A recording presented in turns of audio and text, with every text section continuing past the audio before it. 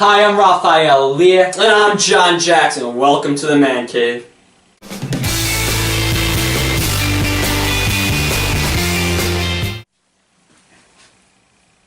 So last week, we continued the playoffs, the divisional round, and here were our final scores. We had New England, Kansas City. New England won that game 27-20. We all picked... Oh, you didn't pick Kansas City. I mean, you didn't pick New I England. picked Kansas City. You were wrong, so... I was wrong.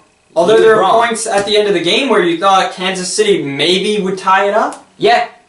But They time didn't. management became a big problem to some people, but you think otherwise. I do think otherwise. I think people are being a little too hard on Andy Reid. Honestly. They had a chance to win at the end. If their defense would have stopped them, they would have had the game. They would have been in control of their destiny, at least, is what I'm trying to say. Because people were complaining that he used his timeouts way too late. But when did you want him to use them? Before an onside kick? If you use it before an onside kick, you leave it up to the fact that the onside kick is going to be successful. Because if it's not successful, you have no timeouts and it's game over, right? So, when does an onside kick work out, honestly? Works out sometimes. It works out sometimes, but would you bet your entire playoff hope on it? I On feel- just one onside kick? I feel, though, you have to because you don't have enough time to do anything There you else. go. But see, you don't have to. Your goal as a head coach in a playoff scenario is to keep your team in the game. Even if you feel like you have no chance, you keep your team in the game. That's why if you're in field goal range down by 10 and on a 4th and 2, you still kick a field goal because you know that if you don't kick the field goal, it's game over, right? I feel it's go big or go home at that point. No, it's You not have go big to. or go home. Did they Then win? You're gonna Did go they home. win? They would not have won anyway. But they didn't win, so, you know. But at least they had a chance to win. If they would have stopped them on 3rd down, they A would chance to win. They would have had a chance. Not winning. It's all And the if same. he had gotten rid of his timeouts and if they kicked an onside kick and it was unsuccessful, it would have been game over. So at least you give your defense a chance to stop and your offense a chance to score. That being said, New England, Tom Brady threw 302 yards, 2 touchdowns, 2 of them to Gronkowski, actually. And they got the win over Alex Smith, who threw a touchdown and 276 yards. And that went with my prediction, Dimitri's prediction, and Ethan's prediction. Let's move on. Green Bay, Arizona, probably the most exciting playoff game I've watched in a while. John, why don't you take that? It was amazing. What an amazing game we saw there. I mean, it was amazing starting at the end of the game, towards the end of the game, because you have Arizona 20, Green Bay 13. It looked like Arizona was going to take care of them. Many people probably turned the TV off, were confident. But then Aaron Rodgers, 5 seconds left, throws a Hail Mary, 41 yards, makes it. Yeah. Tied game. It was amazing. Tied game, 5 seconds. Second time this season. Second time this. It was outstanding. It's like, oh, he's not gonna he did it, and it was amazing. So they go into overtime then, and now we have something else. We have a coin toss. Some people are calling it coin toss gate. So the guy, he flips it in the air, it doesn't flip. So now he has to redo it, but everybody's like, oh, whoa, what did you do there? What did you do? So much confusion on lot the of coin confusion. toss. On the coin toss. We haven't seen that much confusion on a coin toss since Bill Belichick elected to defer in overtime. Yeah, So- not too long ago. But anyway, so then Arizona, they get the ball, and now Carson Palmer, he's running around, running to the right, looks like he's going to get sacked or something, throws it to Fitzgerald. He just starts running, and he gets... It was a cross-field pass to Fitzgerald, a short pass, but there was nobody there. Nobody there. And all Fitzgerald had to do was run. He broke a few And tackles. he ran. Broke a few tackles, got to about the 10. Let's remember, this is overtime. They Yeah. just played 4 quarters. He did not look tired on that run. He was sprinting like the playoffs depended on it. That's what you need from a player. It was amazing. So anyway, he's about at the 10-yard line, and Carson, he just flicks it to Fitzgerald again. Beautiful play call. He runs through, gets the touchdown. Arizona, they win 26-20, and they move on now to play the Panthers, who now we will talk about right here. Yep. So that was another game that was quite interesting indeed. Interesting, yes. let's speed up time, right? Let's speed up through a lot of Seattle tears and yelling at the TV. Let's speed up after halftime. The score, 31-0 in favor of the Carolina Panthers because Russell Wilson having trouble throwing the ball, and when he did throw the ball, it seemed to be picked off, returned for a touchdown. He had more touchdowns to the other team than he had to his own team in the first half of play. 31-0. That's at the point most people turn off their TV. If you want to talk about turning off a TV, that's when you turn off your TV. It was boring at that point. 31-0. They would never come back. Over, right? So people thought. Because here's what you have to do, right? You got to score over 31 points, and you need to hold Carolina, the number 1 seed, to nothing. After they just scored 31 points, you have to hold them to nothing. Impossible, right? Yeah. They scored 24 unanswered points in the second half. 24 unanswered points. That means when they scored 24 points, which is more than some teams score in a whole game, they held Carolina to nothing. They allowed their defense. Let's go with both of how much of a change they made at halftime. Let's go for the defensive perspective first. They allowed 31 points in the first half. Second half, nothing. Their offense, Seattle's offense, scored 0 points in the first half, 24 in the second. Completely opposite tones to the game. That, however, was not enough because their comeback would just fall short in the end. And, well, it should have because they didn't deserve to win that game. You can't allow 31 points in the first half and expect to get away with it. Yeah. It's just that's not how the National Football League works. That being said, Carolina, you can't allow 24 unanswered points when you have a lead. You can't almost blow a 31-point lead. It's one of the hardest leads to ever blow because by halftime, everybody was laughing, saying you would literally need, like statisticians were saying, like 99% chance that Seattle would lose. They actually, throughout the whole game, they said Carolina, from its first play on, had a 95.5% chance of winning that game. Although at the end, it didn't look like that. No. It looked like Carolina had a worse chance at winning that game than they actually did have. Frankly, if there was more time on the clock, there was not going to be anything to stop Russell Wilson and the Seattle Seahawks. They had so much momentum moving forward in that game. They weren't going to lose that game. And it came down to an onside kick that would be it was a beautiful onside kick by Hauschka. One of the better onside kicks you'll ever see. Hung up there so long, went past the 10-yard marker. It was beautiful. And it was recovered by the Carolina Panthers, ending the comeback. So that's not the way Seattle fans wanted to go home. But if you're going to go home some way, go home scoring 24 points and not allowing a point. That's how you want to go home in that situation. I guess that's of nothing of importance to Seattle Seahawks fans who now have to pack up. But I still want to know what Pete Carroll said to them in the locker room for halftime because they turned around. They did a 360. Let's move on now to Pittsburgh at the Denver Broncos. Another game played by Pittsburgh that, offensively speaking, was atrocious. It's really a game neither team could score at the beginning. It was really boring to see that you had Big Ben, who was healthy this time around, and Peyton Manning, one of the best all time, really just looked terrible. Although, for Big Ben, he didn't have Antonio Brown. Of course, they were missing both Le'Veon Bell, who's been gone for a while, D'Angelo Williams. They really had a struggling Pittsburgh team. They were left with Toussaint as their running back. Toussaint, I have it right here. Toussaint had 12 carries for 39 yards. 39 yards. That's a no-no. That was their number one runner. Not good. And you don't want that. You don't want their rushing to be that bad. You can't win a playoff game like that. So actually, Big Ben and Manning had no touchdown passes. They combined for no... And that's those are two of the great touchdown passers of the game. Two of the greatest quarterbacks of all time. You know, we're talking about these guys' stats are up to here. But in this game, they did not have the stats. Big goose egg in front of the touchdowns. So it was kind of a boring game until the end because Pittsburgh was leading for a while, but then you had Most people pointed to Pittsburgh in that game because Peyton Manning couldn't complete a pass. It was terrible because Peyton Manning had his receivers drop it.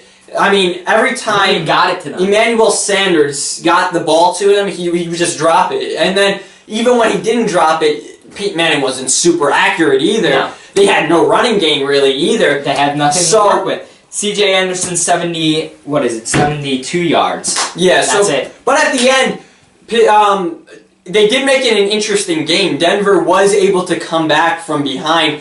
You know, it was a key fumble that really led to the momentum to help them win that game. By Tucson. Yeah, so it was an interesting game in the end. And now, yet again, we have Manning versus Brady next week. That's going to be probably for the very last time. most likely for the very last time. My suggestion is, if you could watch it because History. That is history. You want to be able to say you watched the very last Manning Brady Bowl, and this could very well be. Peyton Manning just did not look like Peyton Manning that game. Nope. His balls didn't spiral when he got it to people. He didn't have enough strength, and that's a big side effect of the spine injuries because he just doesn't have the strength in his forearms and his triceps anymore. I believe there was a doctor on Mike Francesa who said that because of all the constant injuries to his spine, that it affected his tricep, and now he just doesn't have the strength to throw. Now, he can't put strength on a ball. However, Peyton Manning did say himself that this is the healthiest he has been this year, and even towards the end of last year, including that too. But if you watch the game, that's obviously not true. But anyway, shows his desire. Any player would say that because any player wants to invoke confidence in their fans and their team. 100%. But now we have the recaps we just finished, and we're going to go to predictions now. Yep. You ready? Okay. Alright, so in the AFC conference round, we have the Denver Broncos at home against the Patriots. John, who do you think wins that game? So we have number 1 seed Broncos, we have number 2 seed Patriots. I think it's going to be an easy game for the New England Patriots. We saw Peyton Manning struggle all season long. We saw him struggle last week. I mean, Tom Brady, he's on fire.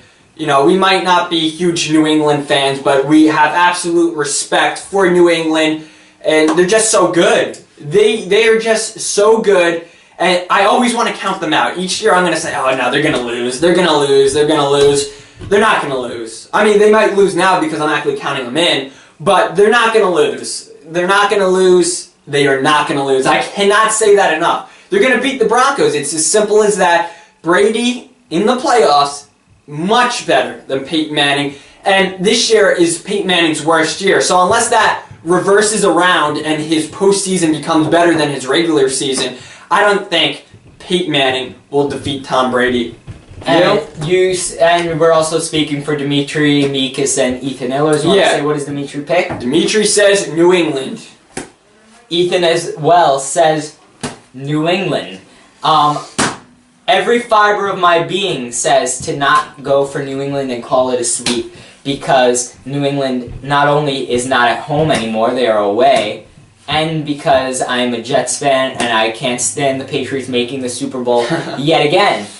That being said, if I have to put my money where my mouth is, the Patriots will not lose this game. They're not going to lose. Listen, Jets fans can make any excuse they want for why the Patriots won't win, but in the end, they're going to win. You're going to wake up Monday morning, you're going to watch ESPN, you're going to watch whatever you want to watch, and they're going to be talking about how the Patriots beat Peyton Manning in his very last game in the NFL. Listen, we don't know for sure that this is going to be Peyton Manning's last game, so let's not pretend he's playing for his career here because we're not sure about that. But what we do know is Peyton Manning's definitely not the same Peyton Manning that could beat Tom Brady now. Tom Brady is in one of the best positions of his life. I've never seen him play better than he has recently. With injuries a lot too. And he's played. And now the guys are coming back. He has Gronk. He has Edelman, Amendola. I mean, he has weapons. And the last thing you want to give Tom Brady is weapons. So when they go to Mile High on Sunday, there's not going to be much of a competition. Everyone's going to be looking. It's going to be Manning, of course, versus Brady. But Brady's going to come out on top. We're going to call it a sweep. And we're going to move on from that, we're going to go now to Carolina against the Arizona Cardinals. Yeah, I feel this is going to be a lot tougher game than the one we just talked about. I feel Carolina is going to win this game. However, Arizona and Carolina, both very good teams. Arizona is the 2 seed. Carolina is the 1 seed. Now, if we just look on last week, we see a team in Carolina that was crushing the Seahawks. And I think that would have spoke to many people saying, watch out for the Panthers. But then Seattle almost made the comeback. We have the Cardinals, who had to go into overtime to win. But again, these are 2 teams, if you just look at the regular season, just really good, really great teams. But I'm going with Carolina. I mean, we saw domination at a point last week. I feel like you could even say that they got lazy after a while because they knew they were going to win. I really see this dominant team led by Cam Newton.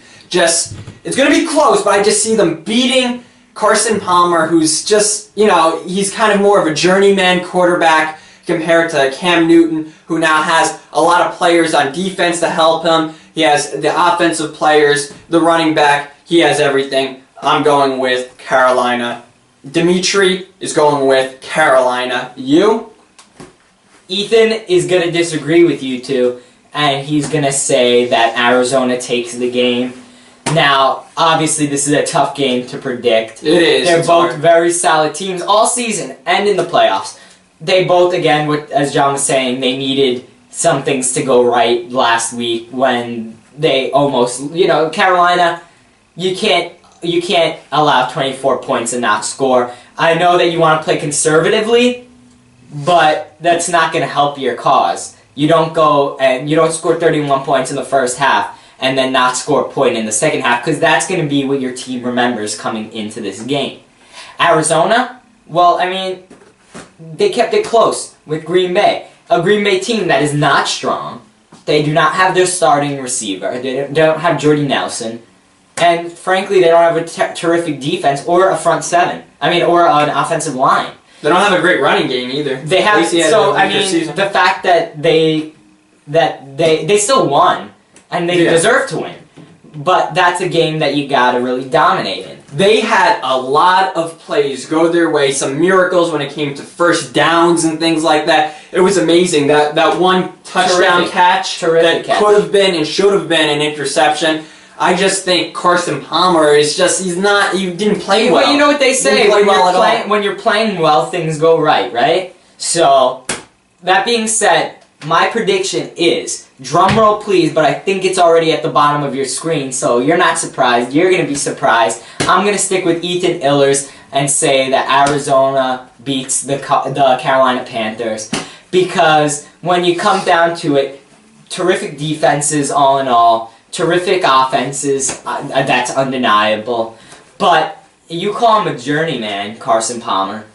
But Carson Palmer's an MVP candidate. He might lose to this very man, Cam Newton, in that MVP race. But the way I saw Cam Newton play, even though 31 points, his defense gave him those points. The defense put them in position to score 31 points. It wasn't the offense the whole game.